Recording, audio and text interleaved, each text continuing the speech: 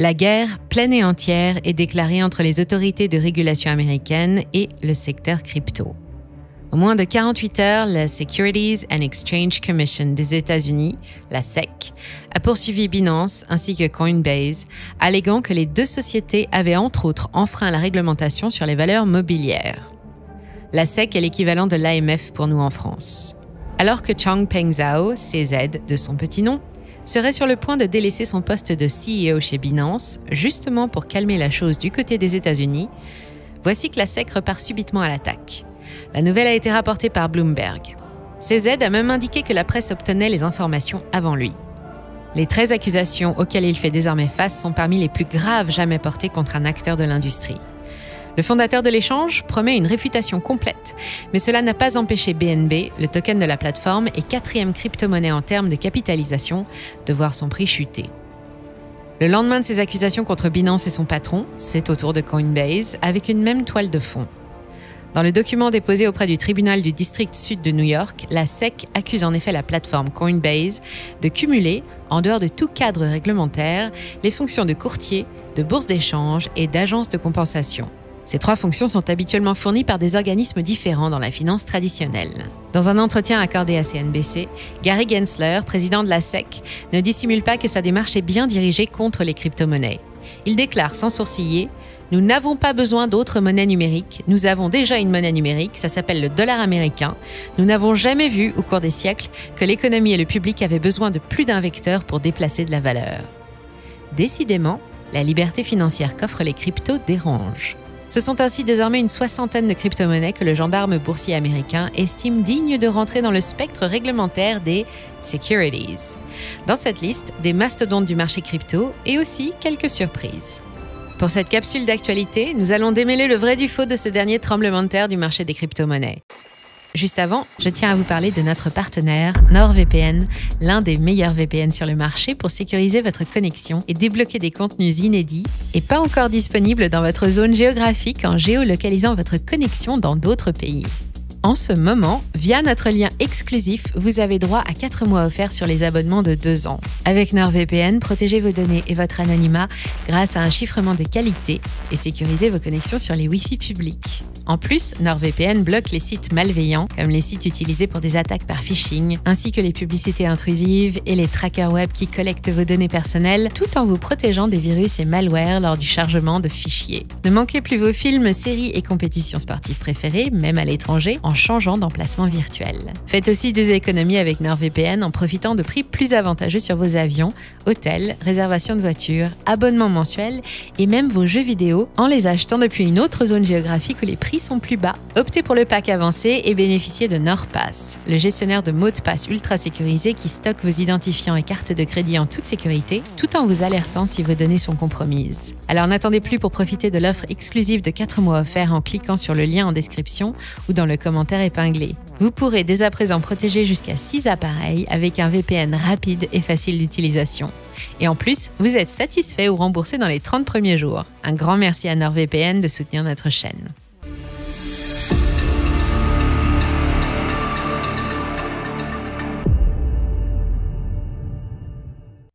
Commençons par Binance. La SEC a effectivement ouvert le bal en attaquant cette plateforme d'échange avec une des actions les plus importantes de l'histoire de l'industrie le 5 juin dernier. Binance est de loin le plus grand de tous les échanges cryptographiques.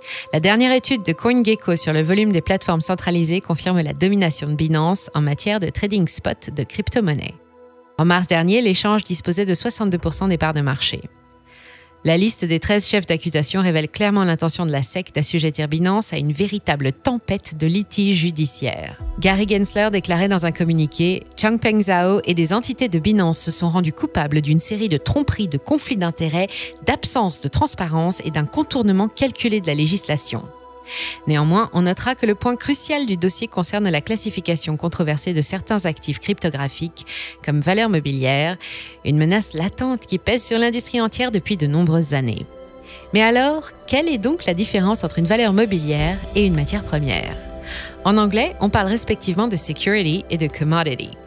D'une part, le terme security fait référence à un large éventail d'instruments financiers négociables, tels que les actions, les obligations, les options et les parts de fonds communs de placement.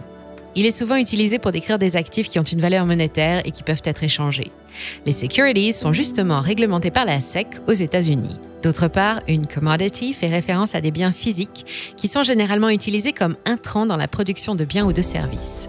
Les exemples classiques de commodities sont l'or, le pétrole, le gaz naturel, le blé et le café. Ces produits sont souvent standardisés et interéchangeables avec d'autres produits de même type, quel que soit leur producteur. Les commodities sont réglementées par la Commodity Future Trading Commission, CFTC aux États-Unis. La différence essentielle entre une security et une commodity réside donc dans ce qu'elle représente. Une security représente généralement un intérêt financier dans une entité, comme une entreprise ou une dette. Ainsi, la valeur d'une security est souvent liée à la performance de l'entité émettrice. En revanche, une commodity est un bien physique dont la valeur est déterminée principalement par les forces du marché, à savoir l'offre et la demande. Par conséquent, alors que la valeur d'une security est généralement liée à la performance d'une entité particulière, la valeur d'une commodity est généralement liée à des facteurs économiques plus larges. Il convient de noter que certaines formes de contrats financiers peuvent impliquer à la fois des securities et des commodities. Par exemple, une futures, une commodity, est un type de contrat financier qui est réglementé à la fois par la CFTC et la SEC. À ce titre, sont traités comme valeurs mobilières, autrement dit des securities, les crypto-monnaies suivantes: BNB, BUSD, Sol, ADA, Matic, Phil, Atom, Sand, Mana, Algo, AXS et Coty. Cette liste s'allonge de plus en plus avec le temps, nous la verrons un peu plus tard. Mais les accusations vont plus loin. Il est reproché à Binance d'avoir mal géré les fonds des clients, ainsi que d'avoir menti aux régulateurs et aux investisseurs au sujet de ses opérations. Le régulateur a déclaré que Binance avait mélangé des milliards de dollars dans les fonds des clients et les avait secrètement envoyés à une société distincte contrôlée par CZ. Enfin, les régulateurs ont également déclaré que Binance n'avait pas pris de mesures suffisantes pour empêcher les investisseurs américains d'accéder à l'échange non réglementé de Binance. Si l'on veut utiliser Binance en tant que citoyen américain, on se connecte à binance.us et non à binance.com. L'ensemble du marché crypto est passé au rouge suite aux nouvelles, avec en tête le Bitcoin qui a perdu 5,5% en 24 heures. Sans surprise, les autres tokens cités ont également lourdement chuté, notamment le BNB, le token de Binance, qui a perdu 9,6% en 24 heures. Ce vent de panique a fait sortir 14 000 bitcoins de Binance en 12 heures. C'est le deuxième flux net le plus important de 2023, avec un pic à 3 600 bitcoins sortants par heure. Binance gère désormais environ 691 000 bitcoins, soit 3,5% de l'offre en circulation. La réponse de Changpeng Zhao ne s'est pas fait attendre. Il a notamment communiqué via son compte Twitter, se disant déçu de cette décision du régulateur américain. En dépit de nos efforts, la SEC a abandonné ce processus en déposant sa plainte aujourd'hui et a choisi d'agir unilatéralement et d'engager un procès. Nous sommes découragés par ce choix. Tout en ajoutant, bien que nous prenions les allégations de la SEC au sérieux, elles ne devraient pas faire l'objet d'une action en justice de la part de la SEC, et encore moins d'une action d'urgence. Nous avons l'intention de défendre vigoureusement notre plateforme. Binance assure également que, contrairement aux allégations de la SEC, les fonds de ses clients sont totalement en sécurité. Toute allégation selon laquelle les actifs des utilisateurs de la plateforme Binance.us auraient été en danger est tout simplement fausse. Tous les actifs des utilisateurs de Binance et des plateformes affiliées à Binance, y compris Binance.us, sont sûrs et sécurisés et nous nous défendrons vigoureusement contre toute allégation contraire. La SEC a ajouté effectivement une couche en déposant une demande au tribunal pour geler tous les actifs sur la plateforme Binance US. CZ a rappelé que ces demandes portées par la SEC, si elles sont acceptées, ne concernent que sa filiale aux États-Unis, donc Binance US, qui est utilisée par les citoyens américains. On rappellera que même si Binance est certes le leader mondial des échanges crypto, c'est un tout petit acteur aux États-Unis où Coinbase écrase largement la concurrence. C'est justement au tour de Coinbase d'essuyer le courroux du régulateur financier américain au lendemain des accusations contre Binance.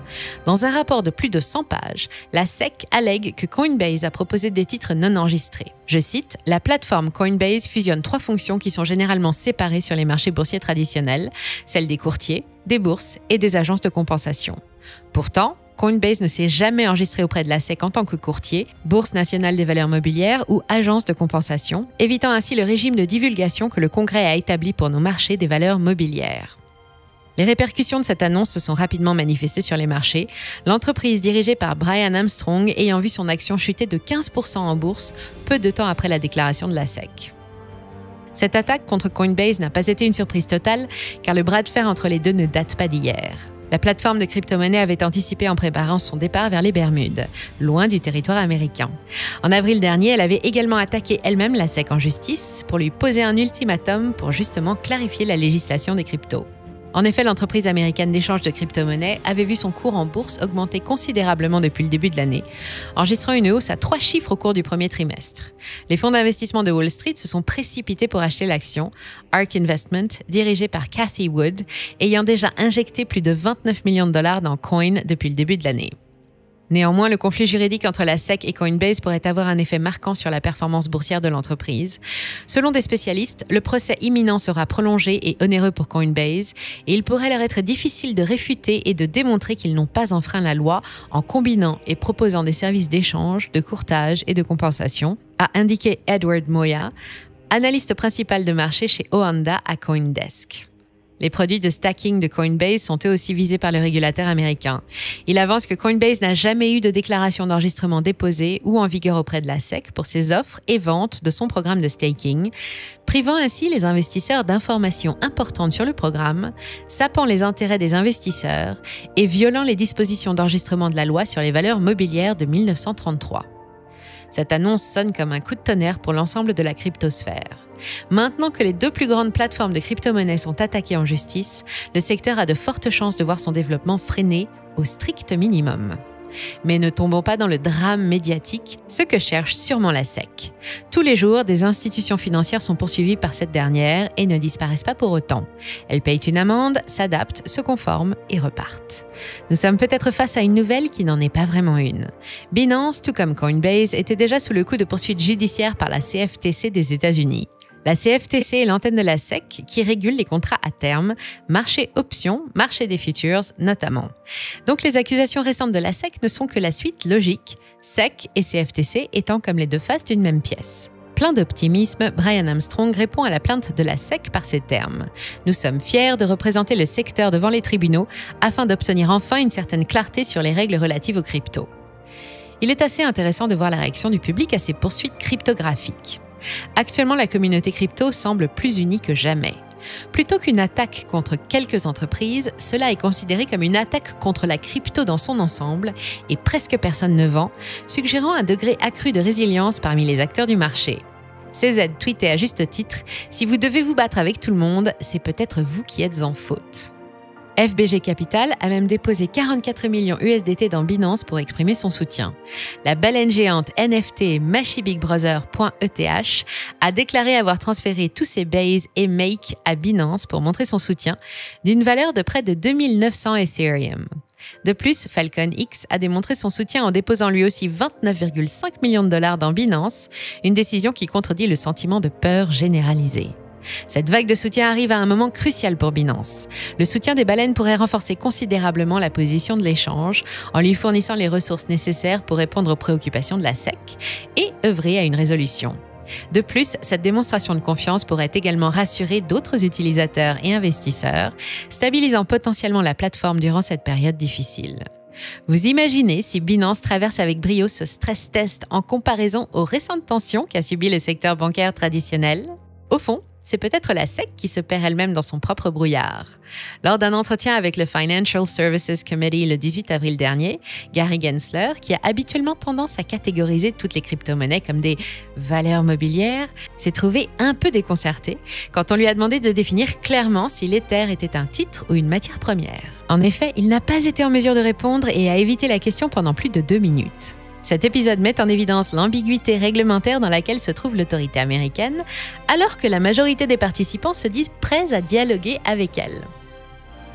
Sur ce point, Jesse Powell, le fondateur de Kraken, a reproché à la SEC de cibler délibérément uniquement les bons acteurs pour entraver leur croissance, tout en laissant les mauvaises entreprises comme FTX évoluer librement, alors qu'au vu de son bilan sous la nouvelle direction, elle aurait dû être sanctionnée depuis longtemps pour de nombreuses insuffisances.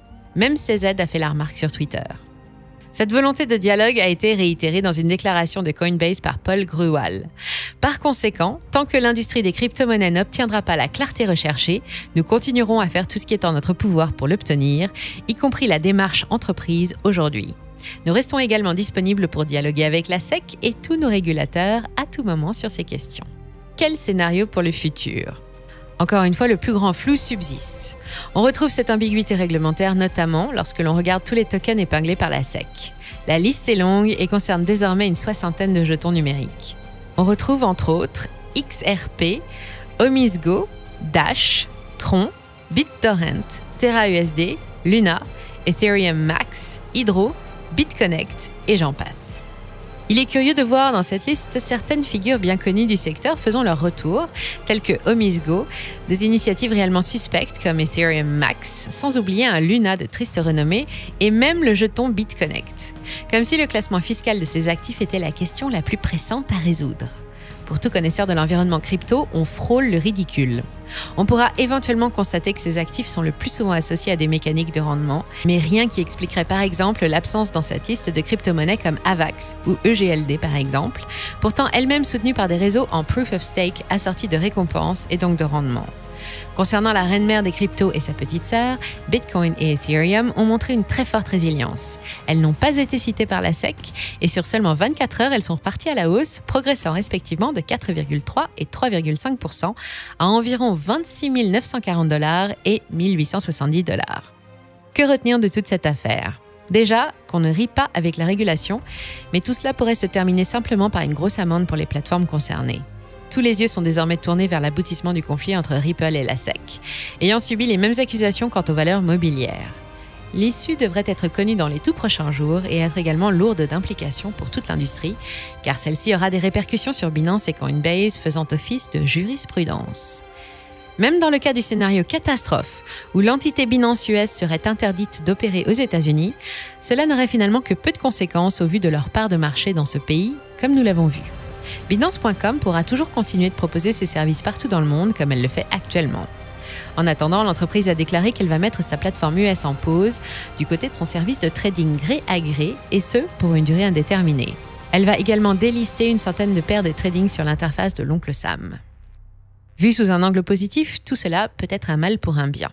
Ces affaires pourraient représenter une étape cruciale vers l'instauration d'un cadre réglementaire plus clair et précis qui, à terme, bénéficierait à l'ensemble du secteur. Aujourd'hui, la réglementation des crypto-monnaies aux États-Unis est un puzzle complexe de règles et de décisions judiciaires. Les actions de la SEC, bien que potentiellement dommageables pour les entreprises impliquées, forcent un examen plus approfondi de la législation actuelle. Cette analyse, si elle est bien construite, pourrait mener à des changements législatifs qui apporteraient plus de clarté et de cohérence à l'industrie et serait le catalyseur d'une réglementation plus solide qui stimulerait à long terme la croissance et l'acceptation des crypto-monnaies. Vu sous un angle négatif, et surtout à l'instar de la déclaration des Gensler, nous n'avons pas besoin d'autres monnaies numériques. Le ton est clairement donné et prend une tournure politique. Attaquer aussi frontalement les plus gros acteurs du marché est peut-être un moyen de préparer le citoyen américain à l'arrivée du dollar numérique de banque centrale. Tout ce qui lui fera de l'ombre devra être durement réglementé. C'est pourtant aux citoyens de décider d'un tel choix politique et non au directeur de la SEC. Plusieurs candidats en liste pour la présidentielle américaine de 2024 ont d'ores et déjà exprimé leur sympathie pour le Bitcoin. Et pour se rassurer, Gary Gensler est au poste de directeur pour encore 1 an maximum. Cette fonction est renouvelée tous les 2 à 3 ans et Gary l'occupe déjà depuis 2 ans. Nous ne manquerons pas de vous tenir au courant en cas de rebondissement important. Nous attendons vos réactions dans la section commentaires. Et n'oubliez pas de jeter un œil à notre partenaire NordVPN en cliquant sur le lien et de bénéficier de 4 mois offerts. Protégez votre vie privée, débloquez des contenus exclusifs et faites des économies avec NordVPN. Essayez-le sans risque grâce à la garantie satisfait ou remboursé de 30 jours. Si vous avez aimé cette vidéo, pensez à nous laisser un like et à la partager. Et nous, on vous dit à très bientôt sur Money Radar.